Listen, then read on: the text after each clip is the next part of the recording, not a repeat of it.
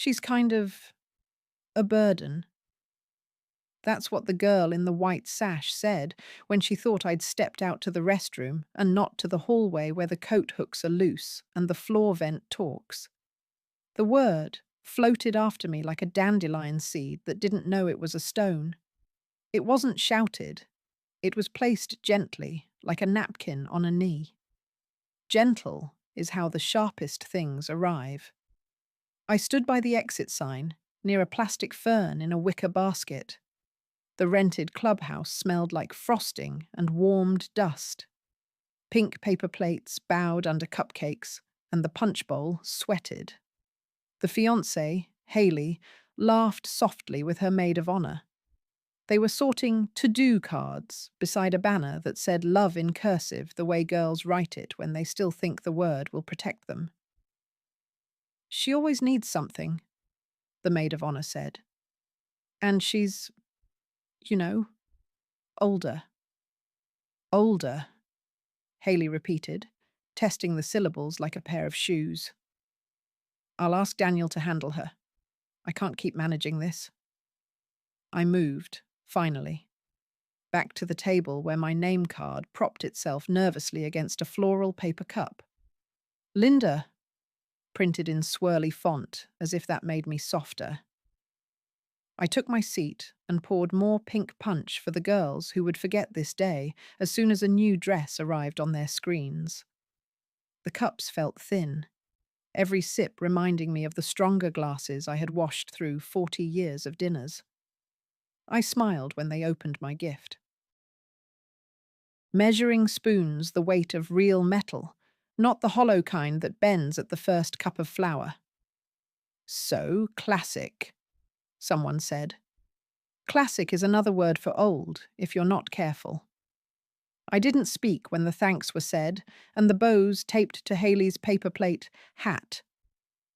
I clapped with everyone else, bones and rings making a small clatter. I wore the modest silver band my husband gave me when he was alive, back before phones swallowed hands and quiet became suspicious. Frank's ring sits in my jewelry box. Mine still sits on my finger. On the drive home, my hands remembered the route without my permission. 4 turns, 2 stoplights, the pothole that waits near the bus depot. The car is old, but loyal, like the dog we had when Daniel was little.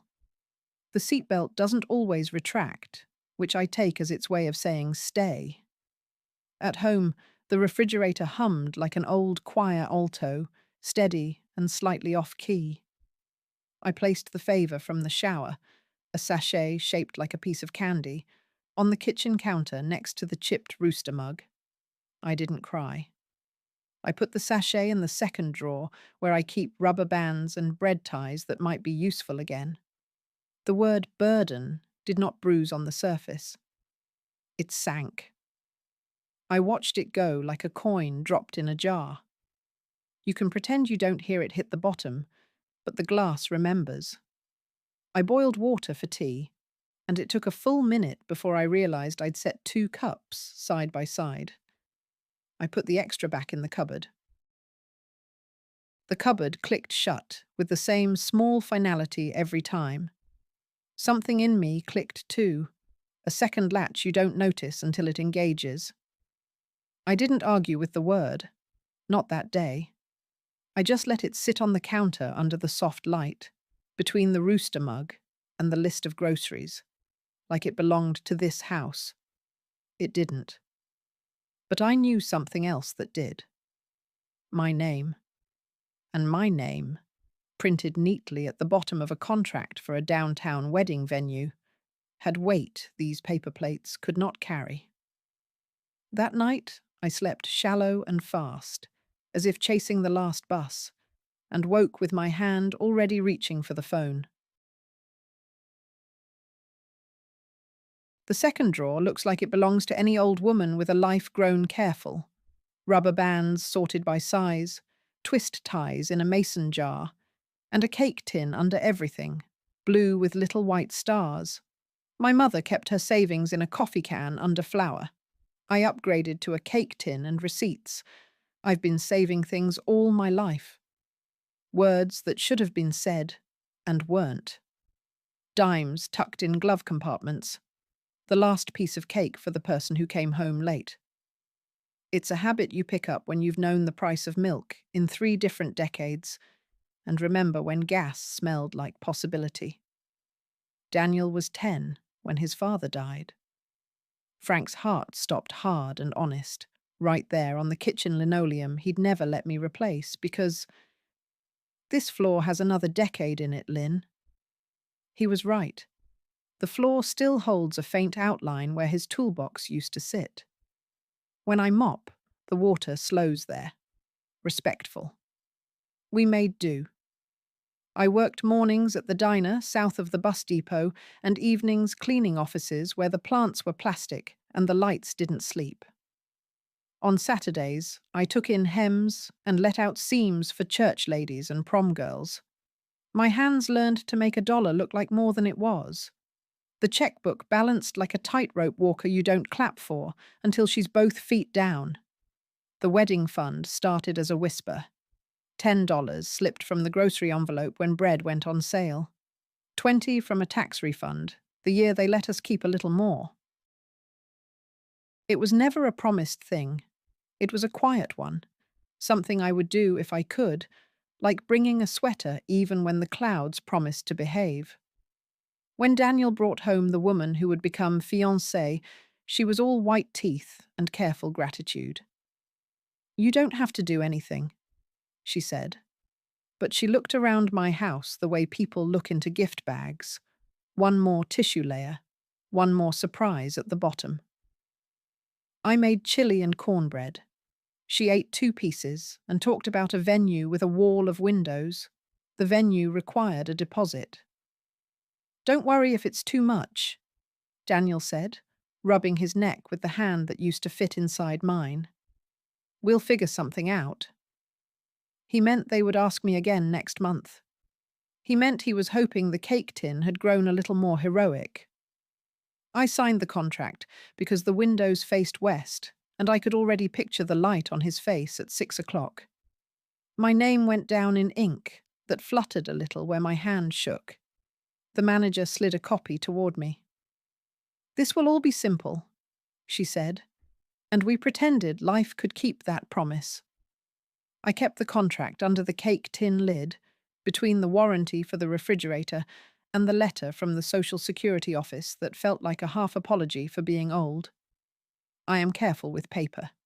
Paper is how the world remembers what it owes.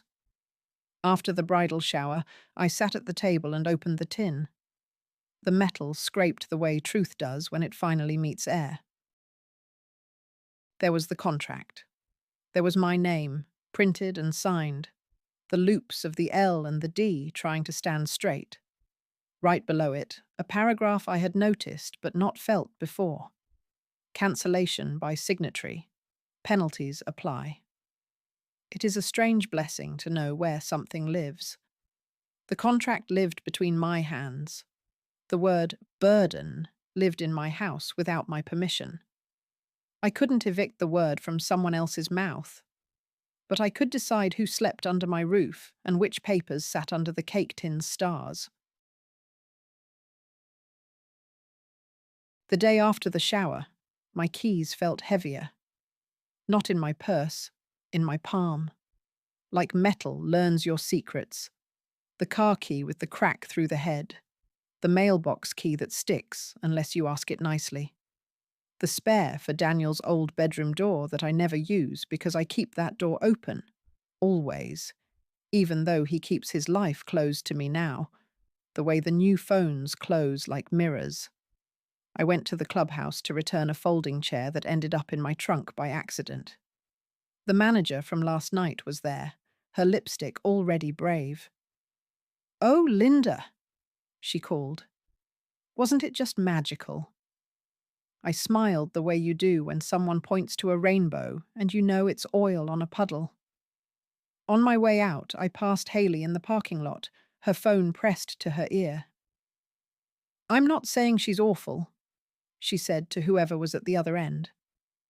"I'm just saying we need boundaries.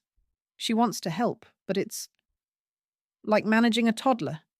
I can't carry her too. She didn't see me. Or she did, and kept talking, which is a different kind of not seeing. At home, the dishwasher clicked on and then off. The repairman says it's the board. I say it's the story of my life. Start, stop, start. Give up when you think nobody's watching. I washed what needed washing in the sink. The rooster mug watched from the counter, chipped smile undeterred. Between lunch and whatever comes after, the phone rang. "Hey, Ma." Daniel's voice, familiar as the hum of the window unit in August. "Haley said you looked upset yesterday. Everything okay?" "Of course," I said, the same way I used to say it when the mortgage was pretending to be polite. "She's just stressed. You know how planning is. We're trying to keep things streamlined, you know? Fewer cooks, more project management." He laughed like he didn't like the taste of the words and said them anyway. "Streamlined," I repeated, folding a dish towel that has already done its share of miracles. "I understand." "Yeah? Okay. And, listen, about the final payment for the venue. They called me, and I told them to talk to you, since it's in your, you know." He let the sentence trail off, as if the end might trip him. "In my name," I finished, laying the towel across the oven handle like a small flag exactly where it belongs. "That's just how they set it up," he said quickly. "Anyway, it's due next week. I'll send you the link. It's going to be amazing, Ma. Everyone's going to love the view." The line was quiet enough for me to hear two breaths, his and mine. When he was a boy, he'd get hiccups when he lied. Now he just gets efficient. After we hung up, I took my purse down from the hook by the back door and poured the keys into my hand. The car key bit my skin. The mailbox key made a sound as it turned against the others. I liked the sound. It reminded me there are things only I can open. I drove to the library because the library still knows how to be quiet. I sat at a computer with a keyboard that had seen more stories than anyone gave it credit for. I wrote down a phone number from the venue's website. I circled the paragraph in the contract again with my finger, tracing the edges until my skin warmed the paper. On the way home, I let a bus merge out from the curb. The driver lifted a hand in thanks. A small thing. A small thing can be the hinge on a big door. I went home with the bus driver's thanks, sitting in my chest like a warm coin. I put water on for tea. I set one cup beside the rooster mug. I let the kettle sing longer than necessary. When the time came to call, I was surprised at how steady my voice sounded. Sometimes the body knows before the mind signs off. I dialed, the cake tin open in front of me like a sky I finally remembered how to read. "Good afternoon," said the reception voice that answered, as if I had already said something kind. "Grand Harbour Events." "This is Linda Avery," I said, speaking slowly the way I do to doctors and dogs. "Contract holder for the October 12th date in the West Window Hall." "Yes, of course," the voice said. Papers rustled. I pictured a young woman with a ponytail and a neat stack of folders that all smell like new ink. "How can we help?" "I had a question about Section 7, I said, my finger resting on the clause like it could feel me. "The one about cancellation by signatory." A pause. The small click of a mouse. "Yes, ma'am," she said. "If the signatory cancels, we keep the deposit and a portion of the second payment, per schedule, depending on timeline. We'll release the date back to our calendar. Are you considering—" "I'm clarifying," I said. I like to know what words mean before I stand under them. "Of course," she said again. I could tell she was too young to know how remarkable those words can be when someone means them. I thanked her and hung up. My hands trembled a little. It's funny how the body behaves like a child in church. Quiet, quiet, quiet. And then a sudden fidget when the hymn ends and the silence begins. I made a sandwich and ate it standing up, as if sitting would be an admission. The bread was the good kind I only buy when it's on sale. I remembered the day last spring when Daniel and Haley and I toured the venue. The windows were exactly as promised. A wall of sky. Haley had turned slowly under the light and said, "This is it," like women say in movies in dresses that never wrinkle. The manager had smiled with all her teeth. "Now, the deposit? I'll take care of it," I'd said. Once in a lifetime is a phrase you only believe if you're young. I should have asked, whose lifetime? But questions arrive late when you're busy carrying the plates. That afternoon, I went through the rest of my papers. I made neat piles and wrote labels that wouldn't embarrass me if someone else saw them. House, health, bank, vehicle. I found my old power of attorney forms and noticed the date. Thought about how long it had been since I sharpened a pencil on the part of my life where other people make decisions. I called the public library and asked, very politely, if I could speak to someone about legal clinics. The woman at the desk turned out to be the same woman who taught the smartphone class I took last year. "Come Thursday," she said. "We'll get you on the list. Bring whatever you have." After dinner, soup from a can that tasted better in my mother's bowl, I walked outside and pulled weeds between the cracks in the front walk. It soothes me. Tug. Release. Tug. There is satisfaction in removing what grows where it wasn't invited. A neighborhood boy on a bicycle swerved past and called, "Evening, Miss Linda." His chain squeaked like an alto in the choir without her glasses. I waved and felt the old wish rise, that someone would call me Mum without needing money behind it. Inside again, I wiped the counter with a damp cloth and thought about the sash that said bride, all glitter and grammar. I pictured the word burden next to it, plain as a grocery list. Two words that start with B and never meet politely. I folded the dish towel until it was a small square and set it on the stove.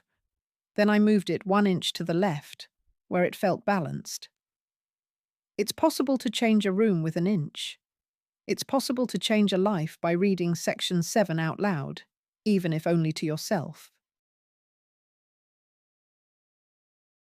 The next morning, Daniel called again. He doesn't like phone calls.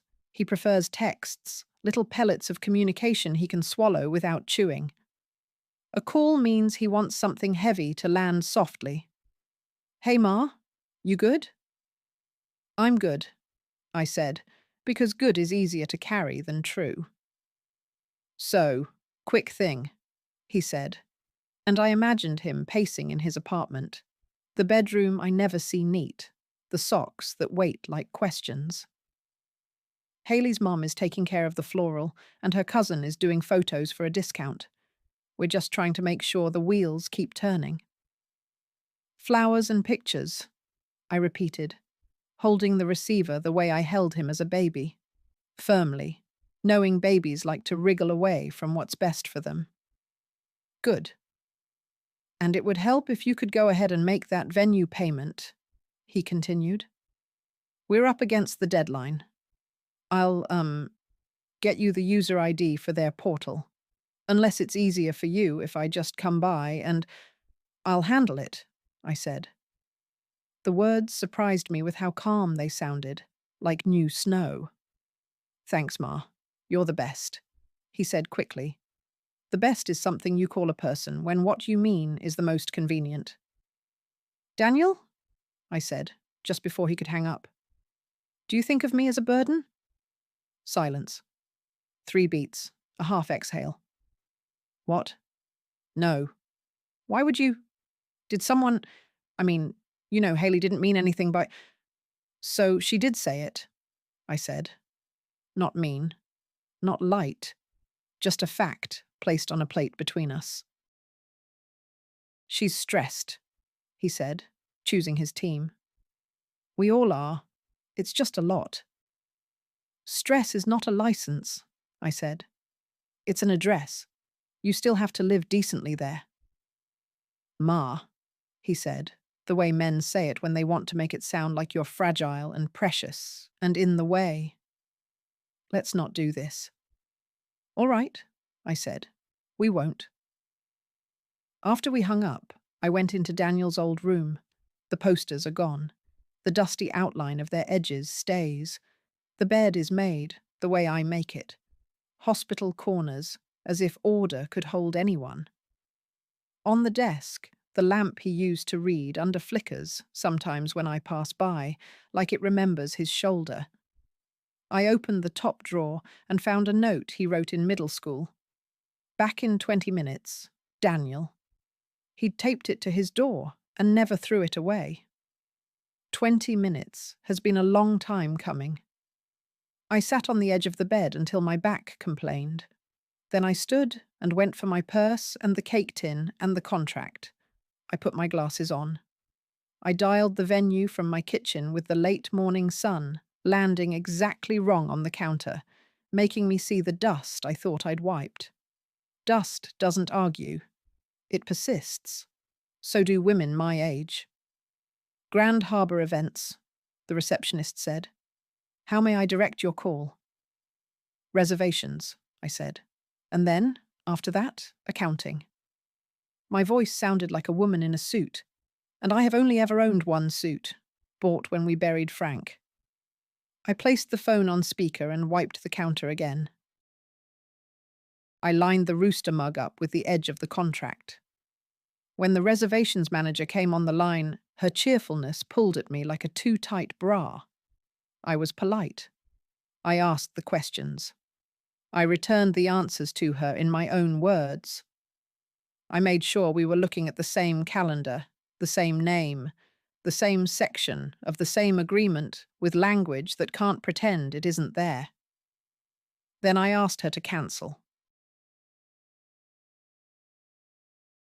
Just to confirm, the manager said, with the care of someone diffusing a small device. You, Linda Avery, as the signatory, are cancelling the booking for October 12th at 6 p.m. in the West Window Hall. You understand the deposit is non-refundable and a cancellation fee will apply. I do, I said, and the way it left my mouth made me think of wedding vows. Funny? We promise, and we cancel with the same syllables. I do. If you could send a quick email to confirm, we'll release the date, she continued. We will also notify your planning contact of record that the contract holder cancelled. I see we have a secondary contact listed as... That's fine, I said, cutting gently, the way you do with cake when you don't want crumbs to show. Please notify them. After I hit end, the kitchen sounded like a church just after the service ends. Not silent. Footfalls in the hall, a cough, the whisper of coats leaving. My refrigerator hummed. A car passed outside with a bass line the street couldn't swallow. The hum and the throb met in the middle and agreed to be called quiet. I typed the email on my old laptop. The keys stick on S and P, as if those letters have performed beyond their contract. Dear Grand Harbour, as discussed by phone today, please cancel reservation LW6103 under my signature. I understand and accept the fees. Regards, Linda Avery. I read it twice. The words didn't apologize. They didn't explain. They stood straight, like people whose parents taught them to shake hands firmly and look up. I clicked send and made myself a grilled cheese to celebrate a decision that looks small from the outside. The bread went from pale to gold to almost too far. I caught it at the edge. That's a talent you learn after 60, stopping at the edge, not because someone told you to, but because you know the land by foot. I carried my plate to the living room and set it on the coffee table I bought with my first tax refund in the year after Frank died. The table is scratched. The scratches prove a family sat here and scraped their lives open and sometimes laughed anyway. When the phone rang, I didn't flinch. Caller ID. Haley. The name looked clean as a white blouse right before pasta sauce. I let it ring twice, the old superstition announcing itself, and then I answered. Linda? She said, no gloss. Did you cancel the venue? I did, I said. My voice was not angry and not sweet. It had the tone I use when medicine is necessary. You can't, she said quickly. We're set. People booked flights. The florist, my mom, she's already… I can, I said. It was under my name. But why? She sounded like a girl whose cake fell when someone walked too hard through the kitchen. We're counting on this. Daniel said… I heard what you said, I replied. The words came out soft, a place where honesty and mercy shook hands. At the shower, in the parking lot. And in the bones of how you've looked at me all spring. That's not fair, she said, the way young people use the word when life stops bending around them. I think it is, I said. Words cost. You spent mine. I'm paying my own bill now. You're punishing us, she said, breath catching the way it does when the price is not imaginary anymore. I'm choosing different, I said. You may call it what helps you understand. The date belongs to you if you find a room for it. The money I saved belongs to me. She was quiet long enough for me to hear the nail of her index finger hit the phone case. Tap, tap, tap. Finally, she exhaled. I'll call Daniel. I hope you do, I said. When we hung up, I took a bite of the sandwich. The cheese had cooled, the way decisions do, the way they taste even better when they settle. I chewed carefully. A summer fly tried the window and failed and tried again. I lifted the sash and let it find its way. Mercy is a practice. You do it for flies, so you can do it for yourself later, when you need someone to lift a window on your behalf. At the senior centre on Maple, they keep the coffee in one of those pump thermoses that sighs like it's had a long life too. I don't go every day. I don't like schedules that don't belong to me. But on the Thursday after the call, I walked there, because the air was mild and the oak trees were doing that late summer breathing as if you could hear them if you stopped pretending you couldn't. Mabel was at the round table by the window, the one with the mismatched chairs. She's 72, sharp as the metal part of a zipper, and wears her lipstick like a dare. She and I share crosswords and the knowledge that our knees will betray us if we get cocky on stairs. She tore sugar packets with the precision of a surgeon. You look like a woman who took off her shoes after a long shift, she said, without looking up. I cancelled my son's wedding venue, I said, because sometimes the only way through is straight. Mabel put down the sugar. She blinked once, slow. And did the earth open up and swallow you? Or is the coffee still free if you smile at Doris? Coffee's still free, I said. Doris is still Doris. Then maybe you did a thing you could live with, she said, and slid a napkin toward me. It had a purple heart printed in the corner. When you're old, people think every heart belongs to grandkids. Some belong to yourself. I told her what was said and what was not said. I told her about Section 7 and the way a word can be both a feather and a stone, depending on how you hold it. She stirred her coffee with a plastic straw until the ice collapsed like a little building. There's a difference between being needed and being used, she said finally. Both feel like purpose until the bill shows up. I keep thinking of all the dinners, I said. The late nights, the early mornings. How I have been useful. How I liked it most of the time. How I don't want to be a ledger item in my own life. Mabel nodded. Pick the hour you choose yourself, she said. That's where it starts again. Pick 1 hour, make it yours, and guard it with teeth. What do you do with your hour? I asked. I go sit in my car and listen to a baseball game, she said, grinning, her lipstick daring the world again. I don't even like baseball. I like the sound of it, the quiet waiting, men spitting, people clapping for almosts. Reminds me that most of life is almosts, and you can still call it a game. On my way home, I bought apples and a small jar of honey that tasted like a story you tell only to yourself. I stopped in the hardware store and ran my finger along the locks and the quiet rows of screws, and felt a tender affection for things that are honest about how they hold the world together.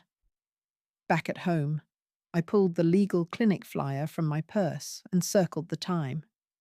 I put it under a magnet on the fridge. Frank's old bottle opener, the one shaped like a fish.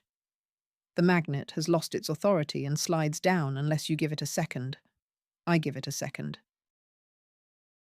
Before bed, I stood at the kitchen sink and looked out at the backyard. The solar light by the bird bath blinked 3 times and gave up. I made a mental note to replace the battery. You can't expect things to glow for you if you never check the connections. People too. I slept more solidly. The word burden softened around the edges, while I dreamed about windows and rooms I didn't have to fill with anyone's expectations. In the morning, I printed the venue's confirmation. Per signatory's request, reservation cancelled, fees assessed, date released. Paper like that doesn't fold well. It prefers to lie flat and make itself heard. I slid the page under the cake tin lid, where the stars kept watch and didn't blink. Then I sat with a pen and the small box where I keep a few things that survived 50 years of living. A pressed clover from a picnic with Frank, the hospital bracelet that held Daniel's first name like a fragile thing, a receipt for a used sofa we loved into shabbiness. I added the printed email. It didn't belong in that box by sentiment. It belonged there by truth. Both are a kind of inheritance. Around noon, the venue manager called to confirm the accounting. She was careful where her voice landed. We'll send the final invoice for the cancellation fee, Ms. Avery. It will be due within 30 days. I'll bring a check by next week, I said, because I like to hand a thing to the person who asked for it and feel the weight leave my palm. When I hung up, I made myself practice saying a sentence I hadn't yet said out loud. I won't be paying for the wedding. I said it to the toaster. I said it to the clock. I said it to Frank's photograph, the one on the piano where the dust collects like unplayed songs. I won't be paying for the wedding, I repeated, until my mouth learned the way the words start firm and end free. The phone buzzed with a text from Daniel. Haley says you cancelled? What's going on? The small letters looked like they were trying not to be noticed. I typed slowly, bluntly. I cancelled the venue under my contract. I will not be making further payments. I wish you both well. Then I put the phone face down and went outside to shake a rug. A neighbour I barely know, young father, knees always dusty, lifted his hand as he strapped a toddler into a car seat. Nice day, he said. The toddler announced. Car! Like he'd invented it. I laughed, a sound that felt like a door choosing to be open. Back inside, the afternoon stretched in that particular way time does when you commit to a thing you can't undo. I mended the corner of a blanket that had frayed into a fringe. I boiled eggs and set 2 aside for egg salad, because a small comfort can be a bridge over an unexpectedly wide river. At 3, the phone rang again. I'm on my way over, Daniel said. We need to talk. I'm home, I said. The door is open. It always is, but I wanted the words in the world anyway. So if they ever asked where I'd been, I could say, here, at the table, with the rooster mug, telling the truth to whoever had the courage to sit. I set out 2 glasses of water and waited. Outside, a squirrel argued with the air. The refrigerator clicked off. The quiet that followed made space. I filled it with breathing, slow and respectful, like interviewing someone I hoped would hire me back into my own life. Daniel came in with his shoulders set like he was walking into wind. He hugged me, quick, like a man checking an item off a list. He sat without removing his jacket. His knees bounced. My son has always struggled with stillness. Why? He said, when his mouth remembered how to start. Because it's mine, I said. The contract, the money, the choice. We counted on you, he said, leaning in the way he did when he was 6 and didn't want to reach for the cereal on the high shelf himself. I counted on you too, I said. To count me as a person and not a purse. His eyes flinched. He reached for the water and didn't drink it. She didn't mean it like that. She meant it enough to say it, I replied. Twice. I flattened the corner of the napkin with one finger, a gesture that insulted no one and told the truth anyway. You're punishing us. He tried again, but his voice lacked the gas it needed to carry the distance to righteous. I am refusing to carry what isn't mine, I said. You have 4 hands between you. Use them. He stood, sat, stood again. We'll find another place, he said. But it sounded like a boy trying a curse word for the first time, hoping the shape of it would make him scary. It might not be as nice. Nice is a rope you can choke on, I said. Better to breathe. He looked at the refrigerator like it might give him a hint. Some days I look there too for what's missing. We thought... He stopped. I waited. He started again. We thought after everything, you'd be happy to help. I am happy to help with respect, I said, and the word landed warm between us. I am not willing to pay to be erased. We sat there, mother and son, with the table like a small country we were negotiating ownership of. He rubbed his forehead. He let out a sound uncomfortably close to a sob and cut it off like a man who has learned the cruelest lesson, that tenderness is a luxury he doesn't think he can afford. Will you still come? He asked finally, voice raw like a scraped knee. To the wedding? If I'm invited like a mother and not a mascot, I said. If apologies land where they're needed. That's complicated, he said, and I saw the words he was not brave enough to say. Haley won't. I am complicated, I said. So is love. He put his hands on the table and spread his fingers as if measuring something invisible.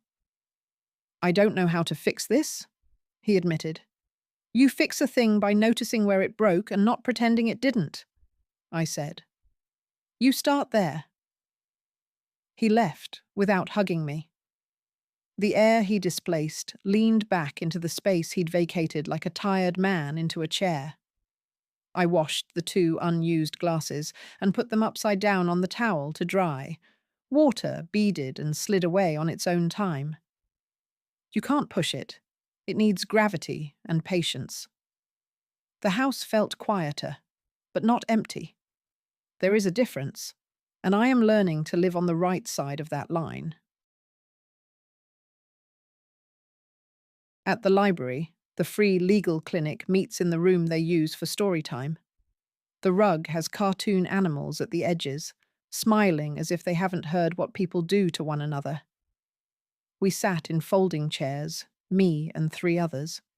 A man whose hat said, Nam Vet, a woman with pink hair and a sleeve of tattoos I loved without understanding, and a grandmother who clutched papers like they were a raft on water she didn't choose. A young attorney in a navy suit took us one by one. When it was my turn, I handed over my pile.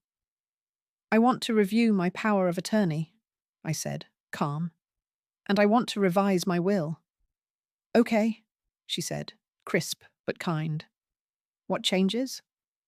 "Removals," I said, and placed Daniel's name gently on the table between us, as if to show it deserved a seat, but not a crown. "Until respect is returned, clarity will have to do." She nodded slowly, the way you nod when someone names the ache you've been pretending is a knot you can rub out all by yourself. "We went through the forms." She explained things. I asked questions. I didn't apologize for not understanding, and she didn't punish me for needing it said twice. It felt like the opposite of the bridal shower. When we were done, she said, "I'm sorry you're going through this." It sounded like she meant sorry the way a person means it when they accidentally step on your foot and immediately lift their weight. "Thank you," I said. "It's less a through than a from. I think I'm going from this." On my way out, I stopped at the community board and read the flyers. Yoga for seniors, grief support, tech for grandparents, which is a title I dislike but a class I've taken. The instructor once told us, "Double check before you send."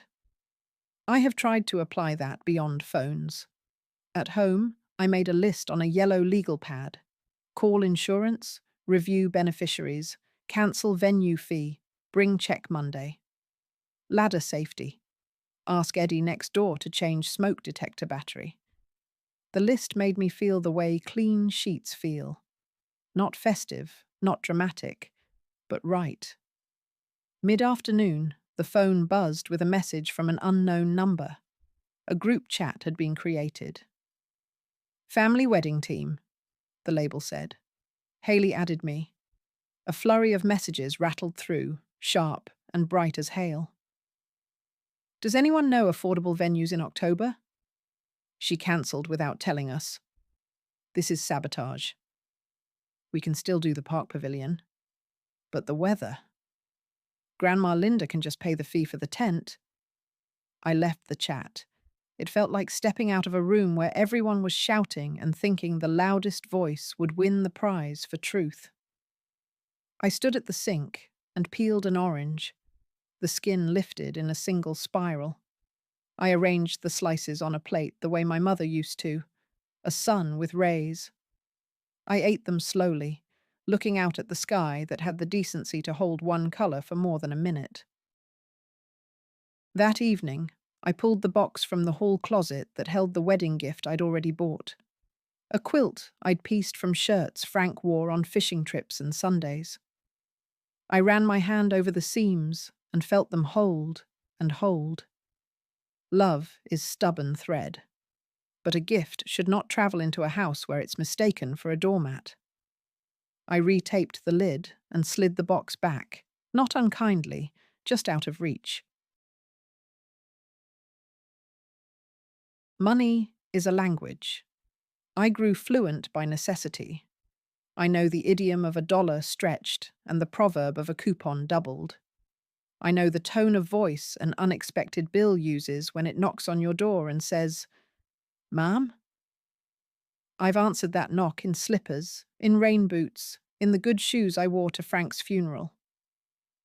With the wedding off my ledger, I looked at my numbers like they were people who deserved to be seen. Rent, utilities, groceries, car insurance, medicine. The checkbook felt lighter and heavier at the same time. You can breathe easier and still feel every rib. I did not take a trip. I did not buy a new TV. I cooked a pot roast the way Frank liked it and ate from it all week, each day the flavors marrying more than some couples manage. I put $20 in an envelope for the church food pantry. I bought a better pair of walking shoes and called it investment. On Tuesday, I took the bus downtown for no reason other than practice. The bus smelled like old gum and new perfume, and faintly, fear. The driver had a photo of his little boy tucked into the plastic frame near the fare box. The boy grinned like boys do when they think nobody can stop their smiling. I sat by the window and watched our little city agree to be itself. Brick and bakery and forgotten things that aren't ready to give up. I got off by the river and leaned on the railing. The water looked like a conversation I wasn't part of, but could hear if I closed my eyes. A couple my age walked past holding hands like they'd decided to keep doing it until their fingers remembered how to be young. I felt something that wasn't envy, exactly. It was gratitude with a bruise on it. At the thrift store, I found a set of heavy glass bowls with a lip that catches the light just so. The cashier wrapped them in newspaper, and I didn't mind the ink on my fingers. Ink is one of the few stains age rescues you from having to explain. Back home, I opened windows and let the late September air sit in the house like a guest who doesn't need entertaining. I washed the bowls and set one upside down to dry. The drop that slid across the curve made its own path to the edge. I watched its courage. Tiny, determined, sure of gravity. That evening I wrote a letter. Not the letter to Daniel. That would come later. This one was to myself. You are not a burden, I wrote at the top. You are a bridge. I listed the things I had carried that were worth the weight, and the things I would no longer carry unless they came with handles made of respect. I folded the letter and put it in the cake tin. Some papers keep the world honest to other people. Some keep you honest to yourself. Thursday brought a message from an unfamiliar voice. Linda, this is Tanya, Haley's aunt. We're doing a backyard wedding now. Intimate, rustic. We'd love for you to bring potato salad since you're not involved elsewhere. The pause coughed. It will be potluck style. I thought of the quilt in the closet. I thought of the deposit that isn't coming back, and the fee I will pay next week, like a tithe to the church of choosing yourself. I thought of my recipe card, soft at the edges from years of summers that did not end in this kind of frost. I did not respond immediately. I put the phone down and swept the kitchen, because floors don't argue and brooms know what they are for. When the dustpan was full, I emptied it neatly, because even trash deserves a proper exit. An hour later, a car door slammed in my driveway. Voices, too loud for courtesy, broke over my front steps. I looked through the peephole and saw Daniel and Haley on the porch, heads close, their silhouettes unfamiliar because of the angle. I opened the door. Why didn't you answer Tanya? Haley asked before hello. We're trying to move forward. Hello to you too, I said, and stepped back. Would you like to sit? We don't have time to sit, Daniel said, foot tapping a tattoo on the hardwood. We need to know if you're at least going to make the potato salad. Potato salad is not a treaty, I said. It's mayonnaise and cubes and pepper and a little mustard if you're brave. Haley rolled her eyes. We're offering you a way to be involved. You're offering me a job in a kitchen you don't want me in, I said. It's not the same. She lifted her chin. You know, Daniel and I have talked, and it's clear you can't live alone much longer.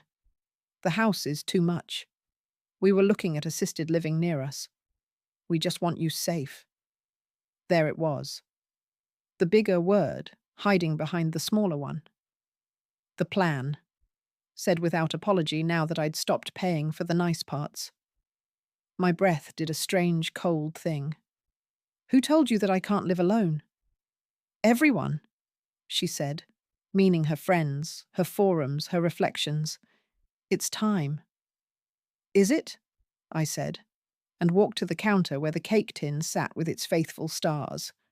I opened it and removed a piece of paper with lines that had a lawyer's grammar. I updated my will, I said, and my power of attorney. I'll be living where I decide to live until my doctor tells me, not your impatience.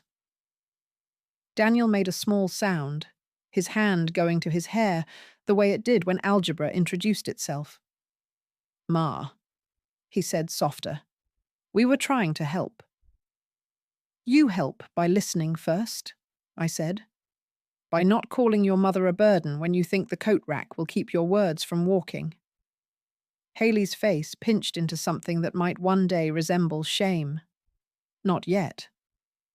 We need to go, she said, pulling at Daniel's sleeve. We have to pick up folding chairs. Of course, I said, and moved to open the door. I hope the weather holds. They left without hugging me. I stood in the doorway and watched the street hold them, and then let them go. I closed the door gently. The click echoed in my ribs. The house felt like itself, which is more than I can say for any of us just now. I made potato salad anyway, not for them. For me and Mabel and Doris and the baseball on her car radio. I put it in the heavy glass bowl, sprinkled paprika like forgiveness you don't announce, and covered it with a plate that didn't quite fit but did its best. They did it on a Sunday in Tanya's backyard, twinkle lights strung from the gutter to the fence, a borrowed arch that had presided over 2 other family vows that didn't keep. I know because a cousin posted a photo and someone texted it to me before I could teach my phone to mind its business. Daniel wore a blue suit and a face I didn't recognize. Haley wore white and relief. I was not there. I stayed home and opened windows and let October make the curtains fat. I washed the good sheets and hung them on the line because I wanted to see how clean looks when it flirts with sunlight. The neighbor's child laughed in the yard like a small animal unafraid of hunter or winter. I smiled at the noise and didn't feel any target on my chest.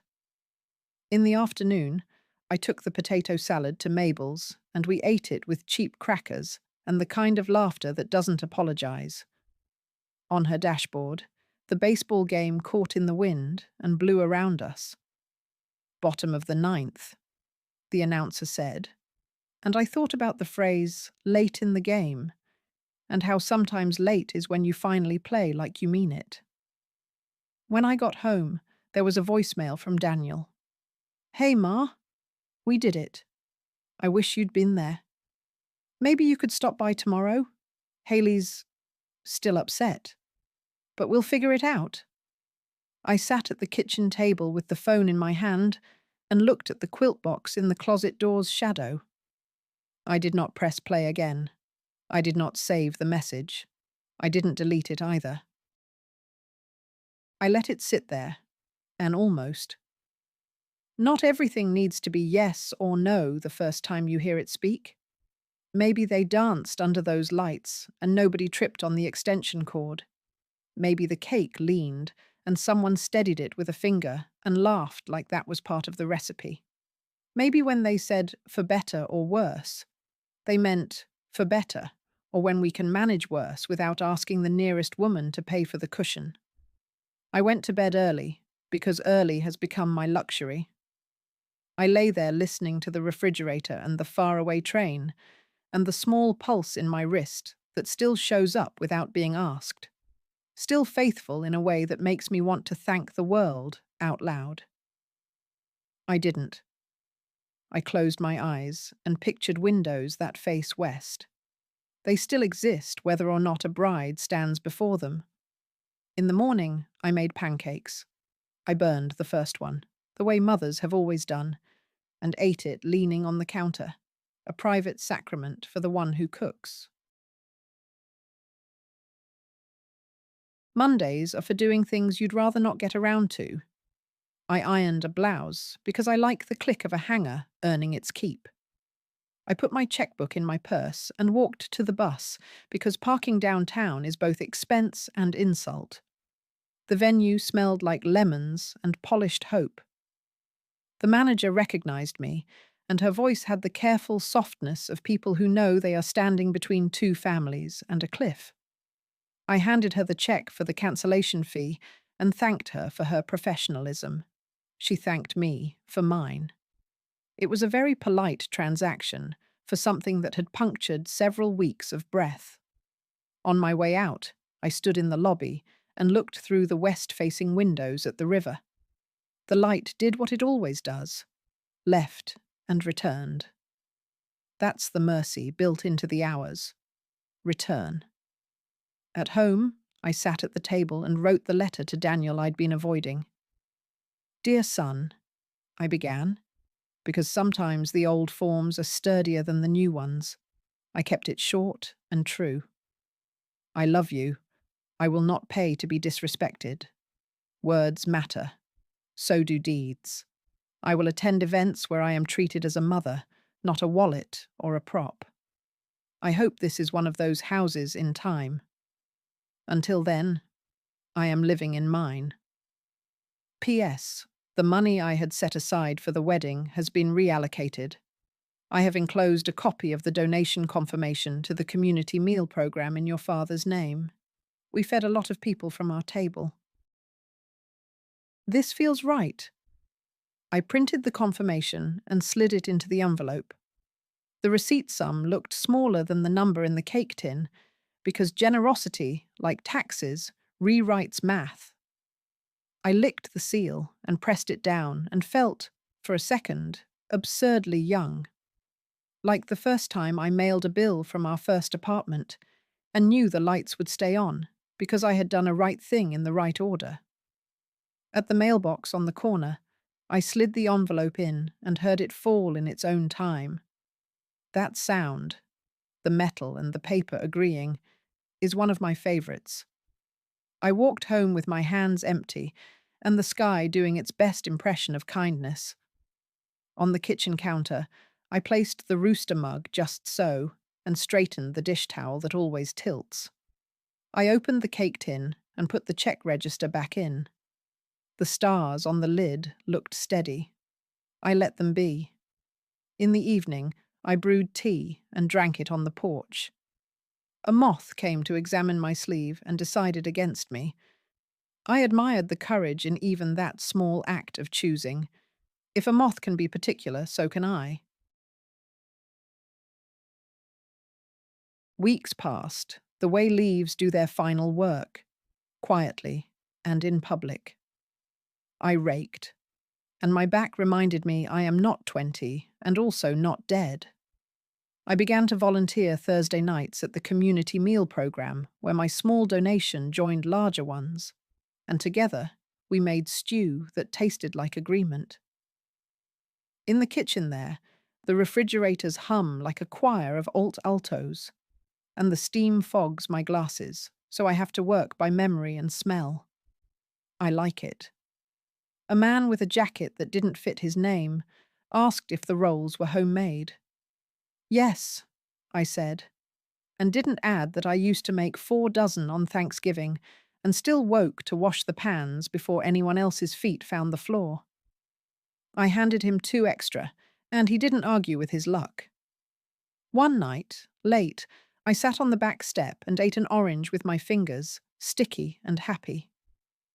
My phone buzzed. A photo from Daniel. Him and Haley on a park bench, leaves doing their dramatic exit behind them. The caption: We could use advice on pot roast. No apology, no confession. Not a rescue boat either. A small bridge, perhaps, built with a cheap hammer and not enough nails. I let the photo sit there and finished my orange. Then I wiped my hands and typed slowly. Start with a cheap cut. Salt matters more than you think. Brown it like you mean it. Add onions. Add thyme. A minute later, 3 words arrived. Thanks, Ma. D. I put the phone down. I listened to my house carry on. The clock did its job. The air vent sighed. Somewhere, a neighbour laughed too loud at something not funny, which is how people save themselves at the end of long days. I stood and went inside.